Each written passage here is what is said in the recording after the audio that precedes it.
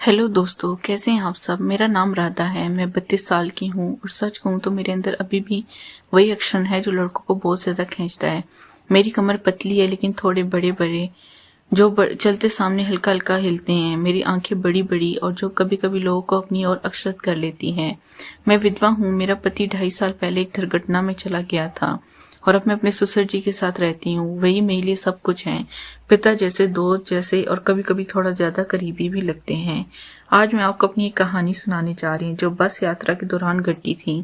ये घटना इस दिन की है जब मैं और मेरे ससुर जी, जिनका नाम राम प्रसाद है, एक बस में सफर कर रहे थे। हमें गांव से शहर जाना था एक रिश्तेदार की शादी में शामिल होने के लिए। बस पुरानी सरकारी वाली थी जिसमें सीटें टूटी फूटी हुई थी और लोग एक दूसरे से सेट कर बैठे हुए थे। सफर काफी लंबा था, लगभग 11 से 13 घंटे का, क्योंकि रास्ता पहाड़ी था और बस धीरे धीरे चलती थी। मैंने नीली रंग की साड़ी पहनी थी जो मेरे शरीर पर बहुत अच्छी लगती है। ससुर जी ने कुर्ता पजामा पहना था। वो हमेशा ऐसे ही सादे लेकिन मजबूत दिखते हैं। उनकी उम्र करीब 58 साल की होगी लेकिन शरीर अभी भी कसा हुआ है, जैसे गांव के मेहनती काम से बना हुआ हो। बस स्टैंड पर हम पहुंचे और बस में चढ़ गए। सीटें लगभग भरी हुई थी लेकिन हमें साइड वाली 2 सीटें मिल गई जहां 2 लोग साथ बैठ सकते हैं।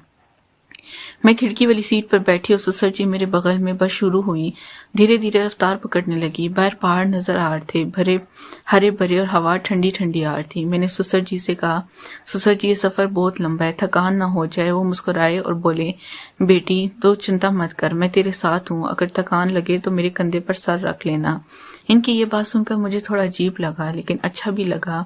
बस चलती रही, हम बातें करने लगे। ससुर जी ने पूछा, राधा तू आजकल कैसी है, घर में अकेलापन तो नहीं लगता?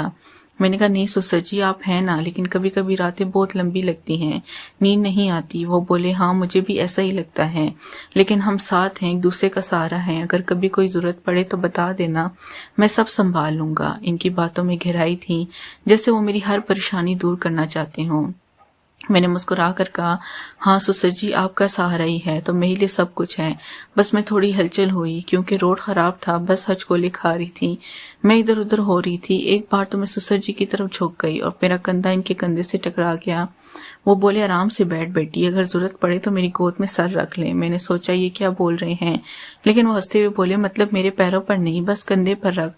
हंस पड़ी लेकिन दिल में एक अजीब सी हलचल हुई। हालांकि असल में ससुर जी का मतलब सिर्फ आराम से था। समय बीतता रहा और बस में गर्मी बढ़ गई। मैंने साड़ी का पल्लू थोड़ा सरका लिया क्योंकि पसीना आ रहा था। ससुर जी ने देखा और बोले, गर्मी लग रही है ना, मैं हवा कर दूं? बस में पंखा कहाँ था, लेकिन मैं अपनी कमीज से हवा करने लगे। इनकी हवा में मेरे चेहरे और थोड़ी पर लगे गले पर लग रही थी। मैंने कहा, ससुर जी आपकी हवा बड़ी अच्छी लग रही है।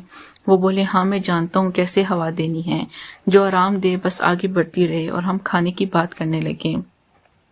मैंने घर से पराठे लाए थे। ससुर जी ने कहा, बेटी तुम मुझे खिलाओगी ना, मेरे हाथ थक गए हैं सफर से। मैंने बस एक पराठा इनके मुंह में डाला और वो चबाते हुए बोले, वाह तेरे हाथों का स्वाद अलग ही है। फिर बस में अंधेरा होने लगा क्योंकि शाम हो रही थी, लाइटें जल गई। ससुर जी ने कहा, राधा अगर नींद आए तो सो जा, मैं जागता रहूंगा। मैंने कहा, नहीं ससुर जी, मुझे नींद नहीं आ रही, आप अपने काम बारे में कुछ बताएं, आपकी जिंदगी में क्या क्या हुआ। बताने लगे अपनी जवानी की कहानियां, कैसे गांव में काम करते थे, कैसे मेरे पति को बड़ा किया। लेकिन बीच बीच में वो कहते, बेटी तू मेरी तरह मजबूत बन, शरीर को कस कर रख। मैंने पूछा, कैसे ससुर जी? वे बोले, रोज व्यायाम कर जैसे मैं करता हूँ, सुबह दौड़ना और शाम को थोड़ा वजन उठाना। इनकी बात सुनकर लगता था जैसे वे मेरे शरीर की बात कर रहे हो, लेकिन असल में वे सिर्फ सेहत की बात कर रहे थे। फिर बस एक ढाबे पर रुकी लेकिन हम नहीं उतरे क्योंकि सीट छूट जाती। बस में ही बैठे रहे। वहां से कुछ लोग चढ़े और बस और ज्यादा भर गई। अब एक आदमी हमारे पास खड़ा था। ससुर जी ने कहा, बेटी तू खिड़की की तरफ सरक जा, मैं बीच में बैठता हूँ ताकि कोई तेरे करीब ना आए। इनकी ये देखभाल अच्छी लगी लेकिन हम थोड़े और क्लोज हो गए। मेरी इनसे छू रही थी क्योंकि इन की सीट छोटी थी। मैंने कहा, ससुर जी थोड़ा टाइट हो गया है। वे बोले, हाँ लेकिन मैंने संभाल लूंगा, तू आराम से रहे, अगर दबाव पड़े तो बता देना, मैं एडजस्ट कर लूंगा। अब रात हो गई थी और बस चलती रही। मैं थोड़ी थक गई थी तो ससुर जी कंधे पर सर रख लिया। वे बोले, आराम से रख बेटी, मैं हिलूंगा नहीं। इनकी सांसें मेरे बालों में लग रही थी और दिल में एक अजीब सी फीलिंग आ रही थी, क्या हो गया अगर। लेकिन ससुर जी ऐसे नहीं है। वे बोले, राधा तू जानती है, ससुर होने के नाते मैं तेरी हर जरूरत पूरी करूंगा, चाहे वो कोई भी हो जरूरत। लेकिन असल में वे भावनात्मक बात कर रहे थे। मैंने कहा, हाँ सुसर जी, आप मेरे लिए सब कुछ हो, बस मैं अब सन्नाटा था। ज्यादातर लोग सो रहे थे। सुसर जी ने मेरी तरफ देखा और कहा, बेटी तेरी साड़ी थोड़ी सरक गई है, संभाल ले। मैंने देखा पल्लू थोड़ा नीचे आ गया था। मैंने ठीक किया। वे बोले, तू कितनी सुंदर है, जैसे कोई फूल हो, मैं तेरी रक्षा करूंगा। हमेशा सुंदर और रक्षा लगता था, जैसे वे कुछ और कहना चाहते हो, लेकिन नहीं कहा। फिर सुसर जी अपनी कहानी जारी रखी, कैसे इनकी शादी हुई, कैसे वे अकेले गए। जब सास जी गुजर गई, वे बोले, अब तो मेरा सहारा है और मैं तेरा, हम एक दूसरे को पूरा करते हैं। लेकिन असल में परिवार इस दुनिया में हम दोनों के एक दूसरे के सहारे थे। सुसर जी मुझे अपनी बेटी मानते थे और मैं इन्हें पिता। फिर समय बीता रहा और बस में ठंड लगने लगी। मैंने कहा, सुसर जी ठंड लग रही है। वे बोले, आ मेरे करीब आ जा, मैं गर्मी दूर कर दूं। मैं थोड़ा करीब सरक गई और इनकी यहाँ मेरे कंधे पर आ गई। वो बोले, ऐसे ही रहे, मैं तेरे शरीर को गर्म रखूंगा। लेकिन असल में वो सिर्फ देखभाल करते जैसे पिता करते हैं। हम बातें करते रहे। गांव के रिश्तेदारों के। सुसर जी ने कहा, राधा तू कभी सोचती है दोबारा शादी के बारे में? मैंने कहा, नहीं सुसर जी, आप है ना, दोबारा शादी नहीं करूंगी, क्योंकि मुझे किसी पर विश्वास नहीं है। आप ही मेरा सब कुछ है। वे बोले, हाँ लेकिन अगर कोई अच्छा मिले तो मैं खुद करवा दूंगा, लेकिन फिलहाल मैं तेरी हर खुशी का ध्यान रखूंगा। फिर रात गहरी होती गई और बस एक टर्न पर झटका खा गई। मैं सुसर जी की गोद में गिरने वाली थी, लेकिन इन्होंने पकड़ लिया। इनकी बाहें मेरी कमर पर थीं। वे बोले, संभल बेटी। मैंने पकड़ लिया, फिर तुरंत हट गई और बोले, सॉरी अगर गलत लगा। मैंने कहा, नहीं पापा जी, आपका इसे संभालना बहुत अच्छा लगा। हम फिर बातों में लग गए। सुसर जी ने अपनी जवानी की एक कहानी सुनाई, कैसे वे एक लड़की से मिले थे लेकिन शादी नहीं हुई।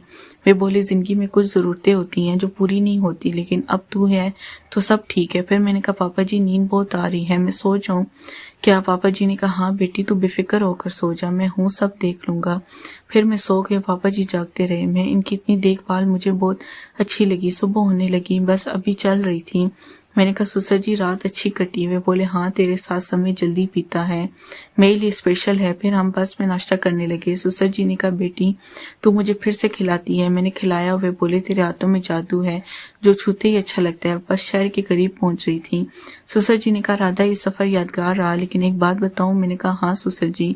वे बोले, मैंने हमेशा सोचा कि तू मेरी बहू नहीं बल्कि मेरी बेटी है जैसी है, लेकिन कभी कभी लगता है जैसे हमारा रिश्ता और गहरा है। लेकिन फिर वे बोले, दरअसल मैं तेरे लिए एक रिश्ता देख रहा हूँ, एक अच्छा लड़का जो तेरी देखभाल करेगा। मैं नहीं चाहता कि तू अकेली रहे। मैंने कहा, नहीं पापा जी, आप हो, मुझे किसी की जरूरत नहीं, आप ही मेरी सब जरूरतें पूरी कर देते हैं। इतना कहकर मैंने पापा जी को गले लगा लिया।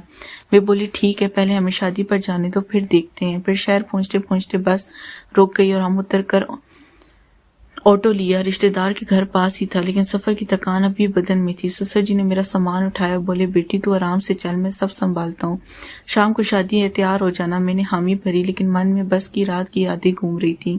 शादी के घर पहुंचकर हमें एक छोटा सा कमरा मिला जिसमें 2 बेड थे। मैंने सारी बदल कर नहाने का सोचा। सुसर जी बोले, राधा पहले तू नहा ले, मैं बाहर घूम आता हूँ, लेकिन अगर पानी गर्म ना हो तो बता देना, मैं गीजर चेक कर लूंगा।